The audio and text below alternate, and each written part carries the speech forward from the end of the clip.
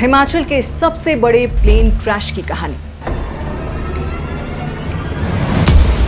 जब एक साथ गई थी 102 सैनिकों की जान।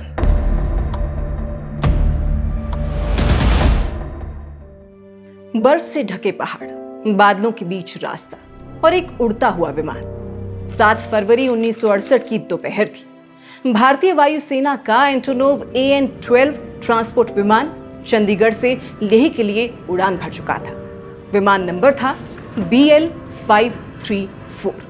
Pilot squadron leader Prannath Malhotra और फ्लाइट लेफ्टिनेंट हरकीवाल सिंह।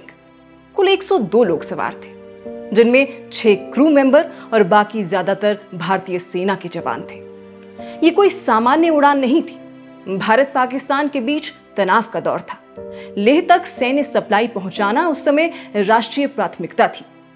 लेकिन उस दिन मौसम जैसे खुद युद्ध में उतर आया हो। चंडीगढ़ से उड़ान भरने के कुछ ही मिनट बाद बर्फीली हवाओं ने विमान को घेर लिया। पायलट ने रेडियो पर आखिरी आवाज दी, weather deteriorating, turning back to base. इसके बाद सन्नाटा, रेडियो खामोश, आसमान खामोश और जिंदगियां भी। हिमाचल का रोहतांग दर्रा, समुद्र तल से 3980 मीटर की ऊंचाई पर स्थित वो इलाका जिसे स्थानीय लोग कहते हैं शवों का दर्रा। ये वही जगह थी जहां से विमान ने आखिरी बार संपर्क किया था। कुछ ही पलों बाद चंद्रभागा पर्वत श्रृंखला की बर्फीली दीवार से टकराकर वो विमान चूर चूर हो गया। ढाका ग्लेशियर आज भी उसके निशान संभाले बैठा है। वो आवाजें, वो सांसें सब बर्फ में दब गईं। सैकड़ों फीट ऊंचाई पर जहां हवा में ऑक्सीजन भी आधी होती है, वहां 102 भारतीयों की जिंदगियां ठहर गईं। इतनी ठंडी जितनी वहां की बर्फ। उस वक्त ना GPS था, न सैटेलाइट तस्वीरें। सर्च ऑपरेशन चला, पर बर्फ ने सब कुछ निगल लिया। सेना के हेलीकॉप्टर भी उस ऊंचाई तक नहीं पहुंच पाए। डिफेंस मिनिस्टर सरदार स्वर्ण सिंह ने संसद में कहा, इलाका इतना दुर्गम है कि वहां तक हेलीकॉप्टर भी नहीं जा सकते। परिवारों को सिर्फ एक शब्द मिला, missing in action. Manali, Chamoli, Shimla, Dehradun, हर जगह घरों के दरवाजों पर इंतजार टंगा था। कोई माँ हर सुबह आंगन में दीपक जलाती थी, कोई पत्नी पत्र लेकर बैठती थी कि शायद जवाब आएगा। लेकिन वो दिन कभी नहीं आया। उत्तराखंड के चमोली जिले के कोलपुरी गांव की बसंती देवी भी उन पत्नियों में से एक थी। उनके पति सिपाही नारायण सिंह बिष्ट उस विमान में सवार थे। 1967 में छुट्टी मनाकर वे ड्यूटी पर लौटे थे और फिर कभी नहीं लौटे। पहले कुछ महीने, फिर साल, फिर दशक बीत गए। माता पिता भी गुजर गए, पर पत्नी बसंती ने उम्मीद नहीं छोड़ी। हर पर्व, हर त्योहार पर वो तिरंगे की तरफ देखती कि शायद किसी दिन वो तिरंगे में लिपटा लौट आए। लेकिन जब वो लौटा, तब बसंती इस दुनिया में नहीं थी। अक्टूबर 2024, 56 साल बाद भारतीय सेना की डोगरा स्काउट्स और तिरंगा माउंटेन रेस्क्यू टीम ने ढाका ग्लेशियर के पास एक असंभव खोज को संभव किया। ग्लेशियर पिघलने के बाद बर्फ के नीचे से मिले 4 शव, जिनमें से एक थे सिपाही नारायण सिंह बिष्ट।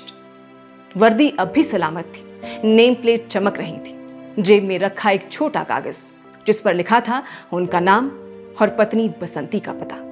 56 साल बाद एक फौजी अपनी मिट्टी में लौट आया। उसके बेटे जयवर सिंह ने कहा, जब से होश संभाला हम पिता के नाम से ही पहचान में थे। आज पहली बार उन्हें देखा, वो भी तिरंगे में। हैरानी की बात यह थी कि बर्फ ने उस शरीर को संरक्षित रखा था, जैसे हिमालय खुद उसे अपने आगोश में बचा रहा हो। 1968 की मौत, लेकिन 2024 में मिला सबूत। इतना लंबा इंतजार, जहां वक्त ने भी हार मान ली, लेकिन उम्मीद नहीं टूटी। लेकिन सवाल अब भी वही है, आखिर उस दिन हुआ क्या था? क्या ये सिर्फ मौसम था या हमारे सिस्टम की तैयारी कम थी? रिपोर्ट्स बताती हैं, ना इंजन फेल हुआ, ना मशीन में कोई खराबी थी। बस मौसम इतना बिगड़ा कि पायलट को दिशा का अंदाजा नहीं रहा। फिर कंट्रोल्ड फ्लाइट इनटू टेरेन, यानी विमान पहाड़ से टकरा गया। इस हादसे ने IAF की सोच बदल दी। उसके बाद ऊंचे इलाकों में उड़ानों के लिए special high altitude training, better weather forecasting systems और नए नेविगेशन उपकरण लागू किए गए। लेकिन हादसा इतिहास में दर्ज होकर भूल गया। 1970 तक मीडिया ने इसे हिमालय की सबसे बड़ी दुर्घटना कहा था। लेकिन जैसे जैसे साल गुजरे लोग भूलते गए, फाइलें बंद होती गई और ढाका ग्लेशियर के नीचे दबे वो जवान बस हिमाचल की बर्फ का हिस्सा बन गए। फिर 2003 में अटल बिहारी वाजपेयी पर्वतारोहण संस्थान की एक टीम उसी इलाके में गई और पहली बार विमान का मलबा देखा, जले हुए इंजन, टूटे हेलमेट और बर्फ में जमे जूतों के निशान। फिर 2005 में कुछ और अवशेष मिले। 2008, 2013, 2018 हर बार बर्फ पिघलने पर थोड़े और निशान बाहर आते गए। हर बार कोई नई हड्डी, नया मलबा, नया दर्द। 2024 में जाकर 4 और शवों की पहचान हुई। यहां से अब तक कुल 9 सैनिकों के अवशेष मिल चुके हैं। बाकी अब भी वही हैं, हिमालय की गोद में। कहते हैं कुछ आत्माएं अपने घर लौटे बिना चैन नहीं पाती। शायद इसलिए ये पहाड़ हर बार कुछ पिघलता है और अपने भीतर दबे जवानों को धीरे धीरे बाहर करता है।